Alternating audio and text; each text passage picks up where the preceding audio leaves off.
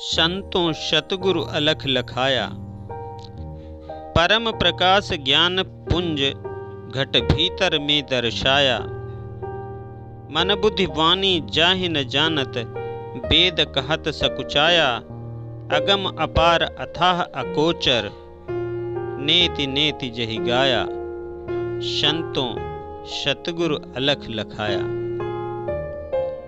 शिव शनकादिक और ब्रह्मा के वह प्रभु हाथ न आया।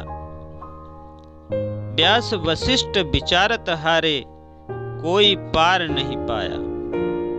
संतों सतगुरु अलख लखाया। तिल में तेल काष्ठ में अग्नि, व्रत तप माहि समाया। शब्द में अर्थ पदार्थ पद में, स्वर में राग सुनाया। संतों सतगुरु अलख लखाया। बीज माहि अंकुर तरु शाखा, पत्र फूल फल छाया। त्यों आत्म में है परमात्म, ब्रह्मा जीव अरु माया। संतों सतगुरु अलख लखाया। कहें कबीर कृपालु कृपा करी, निज स्वरूप पर खाया। जप तप योग यज्ञ व्रत पूजा, सब जंजाल छुड़ाया। संतों सतगुरु अलख लखाया। प्रेमी सज्जनों, संत महापुरुष ही काल और माया के धोखे से जीव को बचा सकते हैं, अन्यथा जीव किसी भी तरह बच नहीं सकता। अपनी शारीरिक शक्ति, बुद्धि, चतुराई तथा विद्या के बल पर तो काल और माया के चक्र से जीव के मुक्त होने की आशा नहीं की जा सकती, क्योंकि अनेक जन्मों से आत्मा पर मोह माया के आवरण पड़े हुए हैं। अज्ञान और भ्रम के मोटे मोटे आवरणों के नीचे आत्मा दब सी गई है। इसमें तो संदेह नहीं कि आत्मा में दिव्य ज्योति तथा असीम शक्ति विद्यमान है। संत महापुरुष तथा शास्त्रकार यही कहते हैं कि आत्मा सच्चित आनंद स्वरूप है। आत्मा अपने आप में दिव्य ज्योति एवं असीम शक्ति का भंडार है। वास्तविकता भी यही है, परंतु प्रकाश और शक्ति के इस भंडार पर भ्रम तथा अज्ञान के असंख्य अंधकार युक्त आवरण चढ़ जाने के कारण वह प्रकाश न होने के बराबर रह गया है और शक्ति भी दब सी गई है। मिसाल के तौर पर किसी लालटेन में तेल और बत्ती विद्यमान है, बत्ती जल भी रही है और लालटेन में निसंदेह प्रकाश फैलाने की क्षमता भी है, परंतु लालटेन के शीशे अथवा उसकी चिमनी पर यदि कालिमा की गहरी परत चढ़ी हुई हो तो लालटेन के जलने पर भी कमरे में अंधकार छाया रहता है। इसी प्रकार सूरत पर काल और माया का इतना अधिक प्रभाव हो चुका है और उस पर अज्ञान और भ्रम की इतनी गहरी कालिमा चढ़ी हुई है कि घट में आत्म ज्योति विद्यमान होने पर भी मनुष्य के मन में घोर अंधकार छाया हुआ है। जब तक मन से माइक पदार्थों की आसक्ति, विषय वासना तथा मोह अज्ञान के अंधकार को दूर न किया जाएगा, घट में प्रकाश नहीं होने वाला है। प्रत्येक मनुष्य प्रकाश चाहता है। अंधकार में रहना किसी को भी पसंद नहीं, किंतु प्रकाश की चाहना करते हुए भी मनुष्य जबकि अपने मन से अज्ञान, भ्रम तथा मोह के अंधकार को दूर नहीं करना चाहता, तो फिर घट में प्रकाश क्यों कर हो और मालिक के दर्शन कैसे हों? जब तक मन में सांसारिक पदार्थों की आसक्ति तथा विषय वासनाओं के विचार भरे हुए हैं, तब तक हृदय में परमात्म ज्योति कैसे प्रकट हो सकती है? इसलिए ऐ मनुष्य, यदि तेरे मन में परमात्म प्राप्ति की अभिलाषा है तो मन को अन्य सब विचारों तथा दूसरों की असत प्रीति से पूरी तरह खाली कर दे। मन को निर्मल कर लेने के बाद एकांत में बैठकर प्रभु के सुमिरण तथा उसके ध्यान में निमग्न रहे। इस प्रकार ध्यान और भजन में काफी समय तक मन को लगाने और प्रतीक्षा करने के उपरांत ही तुझे परमात्मा के दर्शन घट में ही होंगे। यदि तेरा इस मार्ग में अग्रसर होने का विचार है तो सर्वप्रथम द्वैत एवं दुविधा की समस्त भावनाओं को नष्ट कर दे, जिससे कि चित्त पूरी तरह एकाग्र होकर भजन ध्यान में लीन हो सके।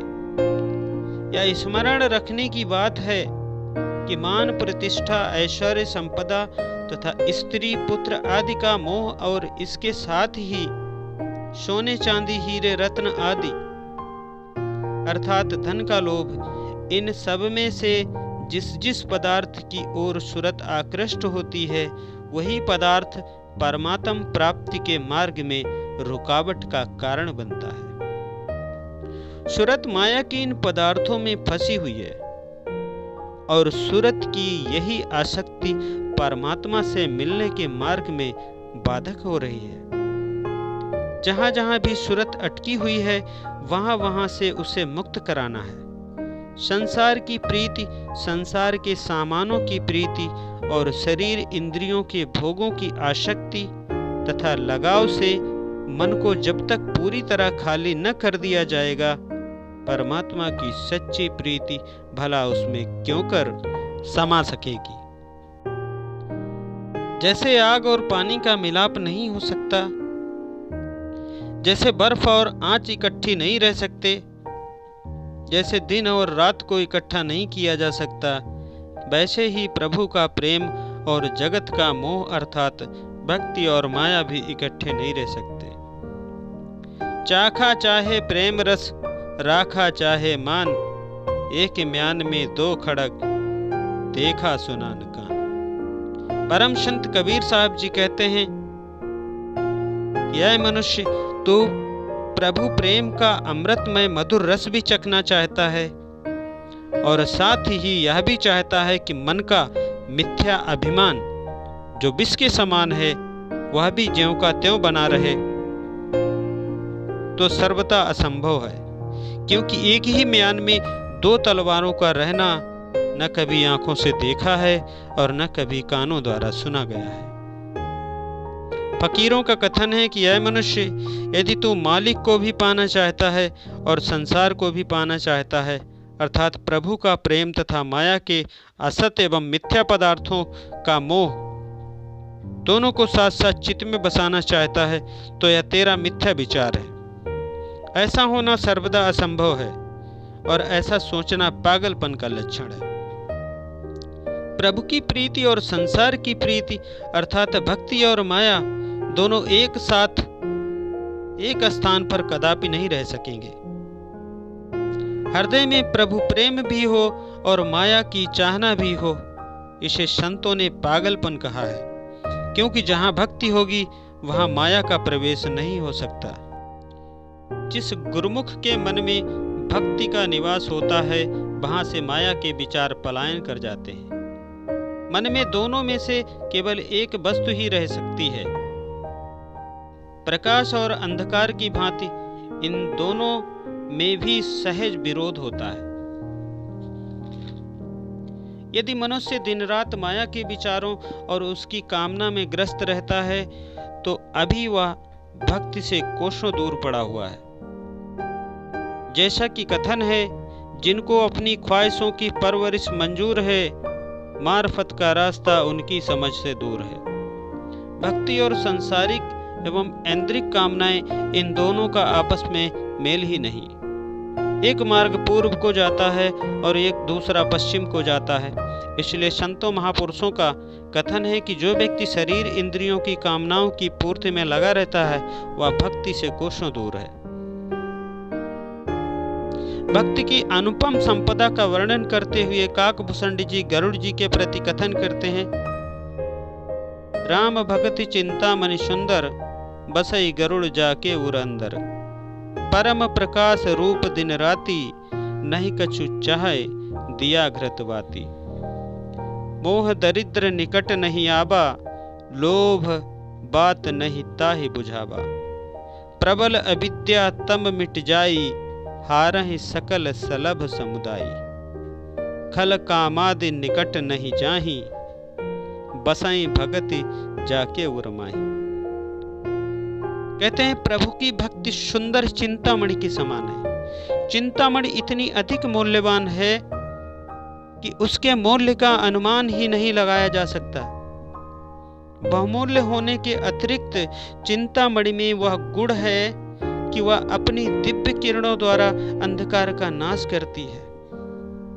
एक अन्य गुण उसमें यह भी है कि जिसके पास यह मणि रहे उसका प्रत्येक मनोरथ पूर्ण होता है। अब प्रभु भक्ति की महिमा करते हुए काकभूषण जी कहते हैं कि हे गरुड़ जी, जिसके हृदय में भक्ति रूपी चिंतामणि बस जाए उसके हृदय में निरंतर अलौकिक प्रकाश व्याप्त रहता है, तथा यह ऐसा प्रकाश है जिसे किसी दीपक, घृत तथा बत्ती की अपेक्षा नहीं। भक्ति रूपी चिंतामणि पास रहने से मोह रूपी दरिद्रता निकट नहीं भटक सकती तथा इसकी ज्योति को लोभ रूपी वायु बुझा नहीं सकती। इसकी दिव्य ज्योति से जब हृदय आलोकित हो जाता है तो अज्ञान का गहन अंधकार स्वतः ही नष्ट हो जाता है। काम क्रोधादि दुष्ट विकार भक्ति की ज्योति में पतंगों के समान जलकर भस्म हो जाते हैं। इसके अतिरिक्त सांसारिक कामनाएं जो अति क्रूर हैं वे भी उस मनुष्य के निकट नहीं आती। इसीलिए प्रेमी सज्जनों, काल और माया के धोखे से महापुरुष ही जीव को बचा सकते हैं। इसलिए सभी प्रेमी सज्जन संत महापुरुषों की शरण संगत अवश्य ग्रहण करें तथा अपने जीवन में भक्ति भजन का कार्य अवश्य करें।